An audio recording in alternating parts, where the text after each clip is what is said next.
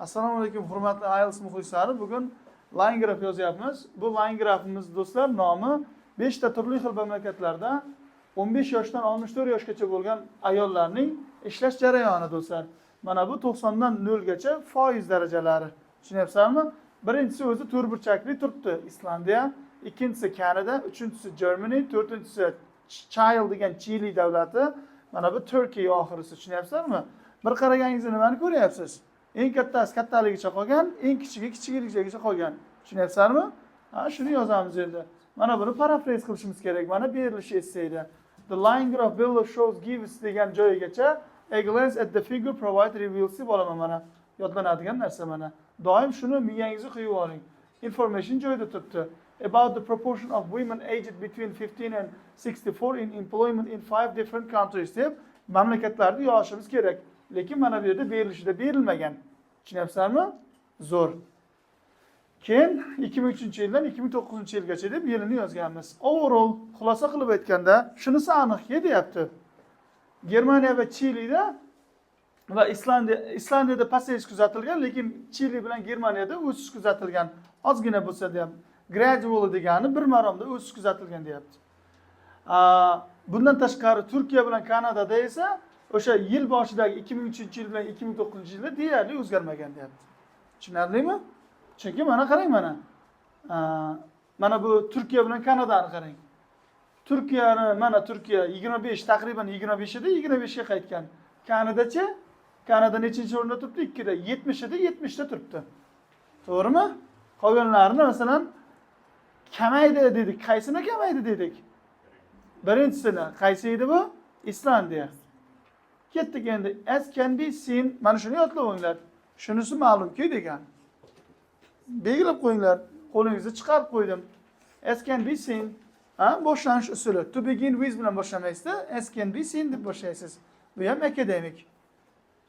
Shunisi ma'lumki deyapti, the proportion of working women in child stood at 30% in the first year and gradually climbed to around 40% in the next 2 years, after which it stayed the same level around 40% from 2005 to 2009. Qaranglar do'stlar, dastlabki 2 yillikda deyapti. Dastlabki ikkita anonda masofada 2005 va dastlabki 2 yil 2004 bilan 2003 da deyapti, 30% tashkil qildi Chile deyapti. Mana Chilega chiqamiz. Chile nechinchisi? 4-inchisi mana. To'g'rimi mana? Keyin dedi, keyin u 40% ga sakradi deyapti. Keyingi 2 yillikda 40% sakradi va 2005-yildan 2009-yilgacha mana shu 40% saqlab qoldi deyapti.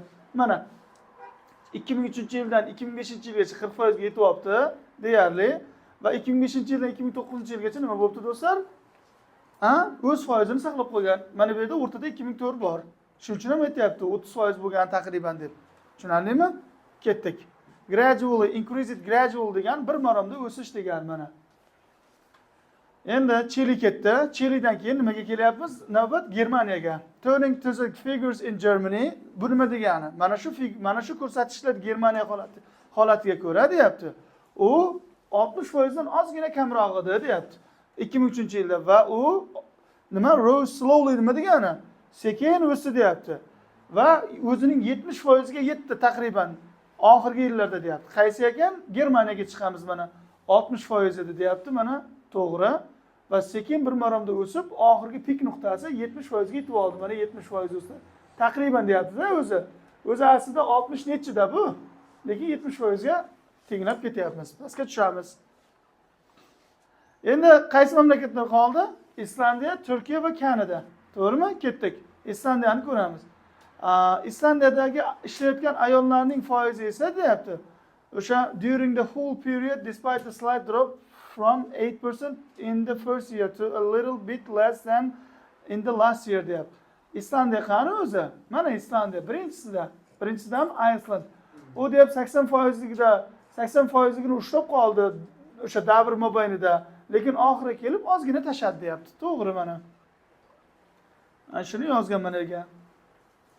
Keyin where Turkey and Canada are concerned, even though they had witnessed some slight modification during the periods, but the figures remain same, roughly 25 and 70% respectively deyapti. Qaranglar, Turkiya bilan Kanada deyapti.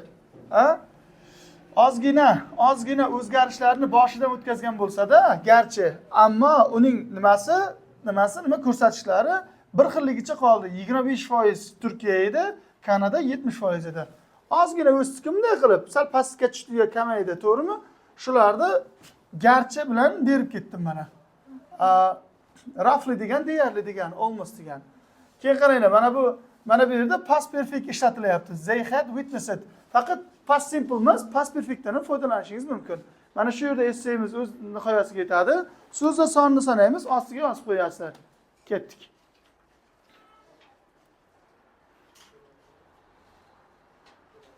Bir 150 ta bo'lish kerak, eng kamida qanday ishda yozibmiz? 225 ta, vaqti shikolat. Boya 223 ta edi. Ana.